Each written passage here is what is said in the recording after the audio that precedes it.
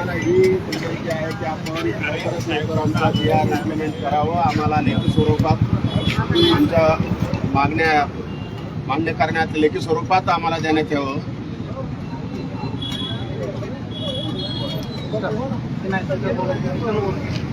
आज 2005 पासून चालू असणारा कार्यक्रम NRHM मध्ये आरोग्य सेवा देत असताना आज आंदोलनाची वेळ का आली आमच्यासारख्या आरोग्य सेविकांवर आणि लोकांना तात्काळ ठेवण्याची वेळ सरकारने का आणली. आज आरोग्य सेवा पूर्ण ग्रामीण भाग आणि शहरी भागातली कोलमडून पडलेली आहे. 14/3चा GR तुम्ही काढला परंतु अंमलात का नाही आणला.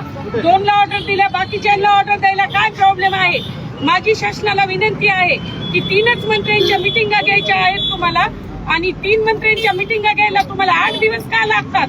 तुम्हाला जनता कोलमडून पडलेली पाहिजे का. आरोग्य व्यवस्था ही शासनाचा मजबूत कणा आहे लोकशाहीचा आणि ती आरोग्य व्यवस्था अविरत ठेवण्यासाठी NRHMचे असंख्य कर्मचाऱ्यांनी बलिदान दिले आहे. त्यांना विमा योजना काहीच लागू केली नाही.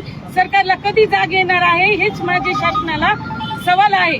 आणि आजपर्यंत जेवढे लोक आमचे मृत्युमुखी पडले आहेत त्यांना रॉयल्टी बोनस चालू करा आणि 14/3चा GR अंमलबजावणी करण्यासाठी तात्काळ 2 दिवसात तुम्ही नाही केली तर आमचं तीव्र स्वरूपाच्या आंदोलनाचा आम्ही इशारा देत आहोत. आणि ग्रामीण विकास मंत्री, आरोग्य मंत्री आणि उपमुख्यमंत्री आणि आपल्या जिल्ह्यातल्या खासदारांना हीच विनंती आहे की त्यांनी तात्काळ लवकरात लवकर या आरोग्याचा दखल घेऊन आंदोलनाची अंमलबजावणी करण्याची आणि ऑर्डरची सुरुवात करावी द्यायला आम्हाला ही शासनाला नम्र विनंती आहे.